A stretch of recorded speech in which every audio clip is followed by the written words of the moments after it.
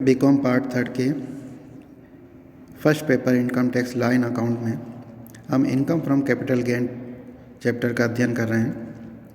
Exemption में आज हम important exemption transfer of capital assets other than residential house property का अध्ययन करेंगे।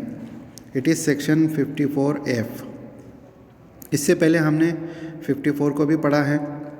उसमें भी रेजिडेंशियल हाउस प्रॉपर्टी का ट्रांसफ़र होने के बाद अगर आप रेजिडेंशियल हाउस प्रॉपर्टी ख़रीद लेते हैं तो एग्जम्पशन मिलती है।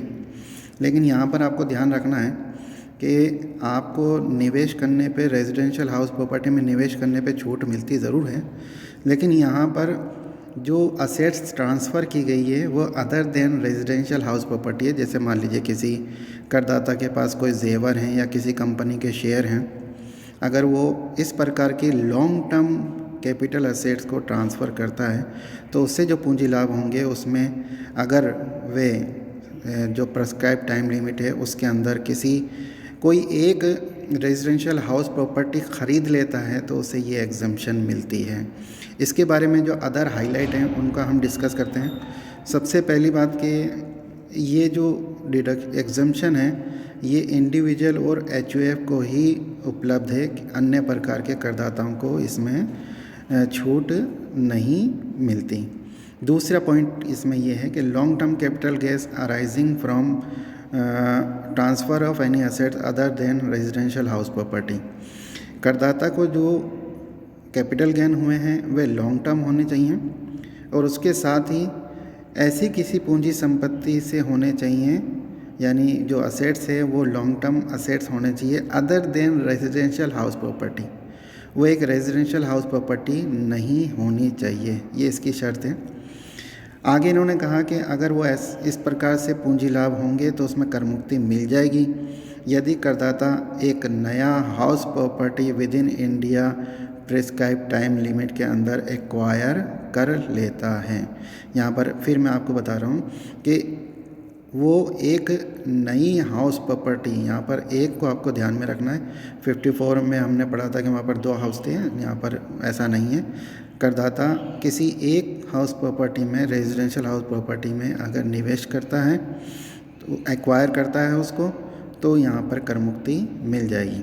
अगर वो ऐसा नहीं कर पाता है तो आयकर विवरणी भरने से पूर्व वो जो भी नेट सेल कंसिडरेशन है उसकी पूरी राशि अगर वो, या जो जितनी राशि वो चाहे, अगर वो किसी कैपिटल गेन अकाउंट स्कीम में किसी नेशनलाइज्ड बैंक में जमा करा देता है, कैपिटल गेन अकाउंट स्कीम 1988 में किसी नेशनलाइज्ड बैंक में अगर अपना पैसा जमा करा देता है तो उसे इस धारा के अंतर्गत कर मुक्ति मिल जाती है।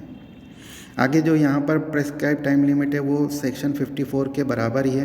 अगर कोई रेजिडेंशियल हाउस प्रॉपर्टी ख़रीद रहा हो तो ट्रांसफ़र से 1 साल पहले और ट्रांसफ़र के 2 साल बाद की अवधि में उसे इस प्रकार से एक नया रेजिडेंशियल हाउस प्रॉपर्टी ख़रीदनी चाहिए।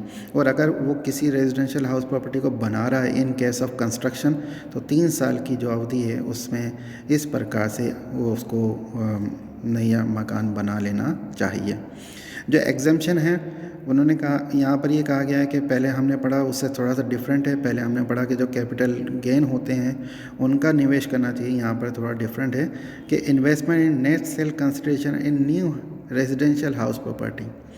नेट सेल कंसिडरेशन का मतलब है कि सेल कंसिडरेशन में से जो हस्तांतरण के खर्चे हैं उनको घटाने के पश्चात जो राशि आती है, अगर वो समस्त राशि इन्वेस्टमेंट कर दिया जाता है SSC के द्वारा तो उसकी कर मुक्ति उसको मिल जाएगी। अगर इसके अलावा अगर मान लीजिए कि उसने जो इन्वेस्टमेंट किया है ये उस नेट सेल कंसिडरेशन से कम हो तो एग्जम्पशन भी प्रोपोर्शनली कम हो जाएगी।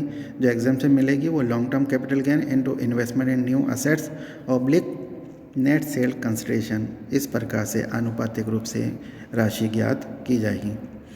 अदर जो इसमें कंडीशन है सब जो मेन है कि भाई assessee should not own more than 1 residential house property on the date of transfer, यानी जिस तारीख को ऐसी लॉन्ग टर्म एसेट का ट्रांसफ़र किया उस तारीख को करदाता के पास एक मकान रेजिडेंशियल पर्पज़ के लिए हो तो ये कर मुक्ति मिलेगी। यदि एक से ज़्यादा हो तो फिर वो इस धारा के अंतर्गत कर मुक्ति नहीं ले सकता है, एग्जेम्पशन उसको नहीं मिलेगी।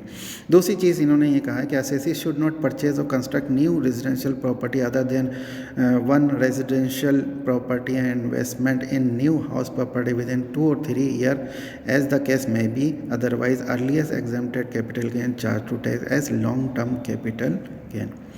उसने जो नई मकान संपत्ति ली है, उस मकान संपत्ति के अलावा किसी, जैसे फॉर एग्जांपल मान लीजिए करदाता के पास कोई भी एक मकान संपत्ति थी, उसने इस धारा के अंदर किसी एक नई मकान संपत्ति में निवेश किया है, तो शर्त यहाँ पर एक और उसके पे लागू हो जाती है कि अब वो 2 साल ख़रीदने के संबंध में 2 साल और बनाने के संबंध में 3 साल कोई और नई मकान संपत्ति, रेजिडेंशियल मकान संपत्ति को ना तो ख़रीदेगा ना ही बनवाएगा। अगर वो 2 साल ख़रीदने के संबंध में और 3 साल कंस्ट्रक्शन के संबंध में उससे पूर्व कोई और नई मकान संपत्ति लेता है, तो अर्लियर जो भी एग्जेम्पशन उसे मिली थी वो रिवॉक हो जाएगी, उसे उसके ऊपर उस टैक्स देना पड़ेगा जिसका एग्जेम्पशन उसने पूर्व में लिया था। इसके साथ ही साथ जो नई रेजिडेंशियल हाउस प्रॉपर्टी उसने एक्वायर की है, चाहे वो ख़रीदी हो चाहे वो उसने बनाई हो, should not be sold with in 3 years from the date of acquisition. Acquisition करने से 3 साल के अंदर उसको इस प्रकार से उसका हस्तांतरण नहीं करना है, चाहे वो एक्वायर की गई हो, परचेज़ की गई हो, कंस्ट्रक्ट की गई हो। अगर ऐसा कर देता है तो जो भी एग्जेम्पशन उसने अवेल की थी वो in the year of transfer taxable हो जाएगी। अगर करदाता ने कोई राशि कैपिटल गेन अकाउंट स्कीम 1988 के अंतर्गत जमा कराई थी, तो इस जमा कराने के इसके जो लॉन्ग टर्म मतलब जब ट्रांसफ़र किया था उससे 3 साल के अंदर अगर ऐसी राशि का उपयोग नहीं कर पाता है, तो जिस तारीख को ये डेट एक्सपायर होगी उसके बाद जो अनयूटिलाइज जिसे कहते हैं ना, जो उसने उपयोग में नहीं ली राशि, वे कर योग्य हो जाएगी प्रोपोर्शनेटली। ओके, और it is taxable as long term capital gain. एक एग्जाम्पल से इसको समझते हैं कि let an example, mister X sell some long term share on 3 September 2090 on which other information are is कि सेल कंसिडरेशन आपको दे रखा 18 लाख रुपए का, transfer expenses is 36,000, long term capital gain हुआ इसको 4,63,500। इस ट्रांजैक्शन से इसको लॉन्ग टर्म कैपिटल गेन हुआ 4,63,500।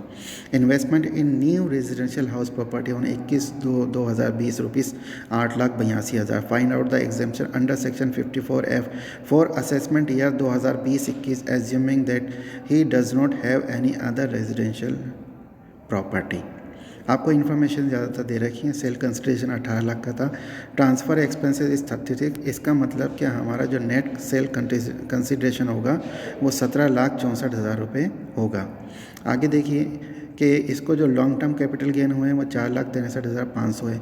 धारा 54 के अंतर्गत उसे कर मुक्ति, इसके जो लॉन्ग टर्म कैपिटल गेन है 4,63,500, ये समस्त कर मुक्त हो जाएंगे, एग्जेम्पशन मिल जाएगी यदि वो 17,64,000 रुपये जो कि नेट सेल कंसिडरेशन है इसका नया मकान ख़रीद लेता। लेकिन आपको जो इन्फॉर्मेशन दी गई है इसमें इसने सिर्फ 8,82,000 रुपये का इस प्रकार से इन्वेस्टमेंट किया है, तो इसकी जो एग्जेम्पशन मिलेगी वो प्रोपोर्शनली रूप से कम मिलेगी। देखिए कि जो नेट सेल कंसिडरेशन है इट इज़ 17,64,000। ही invested rupees 8,82,000 which is less than the net sale consideration, so exemption will be limited to, हमें जो पूंजी लाभ हुए हैं 4,63,500 इंटू नई संपत्ति में जो विनियोग किया गया 8,82,000 oblique net sale consideration it is 17,64,000। हम इसमें इसका भाग दे देंगे तो जो राशि आएगी वो 2,31,750। 4,63,500 रुपये में से 2,31,750 रुपये की उसे कर मुक्ति मिलेगी। बाकी राशि लॉन्ग टर्म कैपिटल गेन के रूप में उसके ऊपर उसको टैक्स से चुकाना होगा। धन्यवाद।